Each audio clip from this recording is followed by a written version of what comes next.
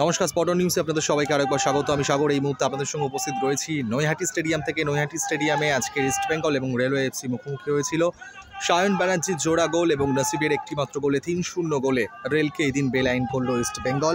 আর এই জয়ের সঙ্গে সঙ্গে ১৭ পয়েন্ট নিয়ে গ্রুপ টপার হয়ে গেল ইস্ট বেঙ্গল। আর সবথেকে বড় বিষয়, মেহতাব দেখতেই পাচ্ছেন ম্যাচ শেষে মেহতাব ইস্ট বেঙ্গল সমর্থকদের দিকে হাত নাড়লেন। তিনি রেলওয়ে এফসির কোচ হিসেবে নিযুক্ত হয়েছেন। আজকে তার পছন্দের দল ইস্ট বেঙ্গল, ইস্ট বেঙ্গলের ঘরের ছেলে। সেই ঘরের ছেলে হয়ে ইস্ট বেঙ্গলের বিরুদ্ধে খেলতে নেমেছিল মেহতাব। তবে শেষ হাসিটা সুন্দরই হলো। দেখতেই পাচ্ছেন সৌভিকের সঙ্গে কথা বলছেন মেহতাব। হয়তো ম্যাচটা জিততে পারিনি, হার জিত থাকবেই ম্যাচে। তবে এদিন ইস্ট বেঙ্গলের ছেলেদের শেষের দিকে 10 জনের লড়াই দেখা গেল। চাকু মান্ডি রেড কার্ড দেখে মাঠ ছাড়েন।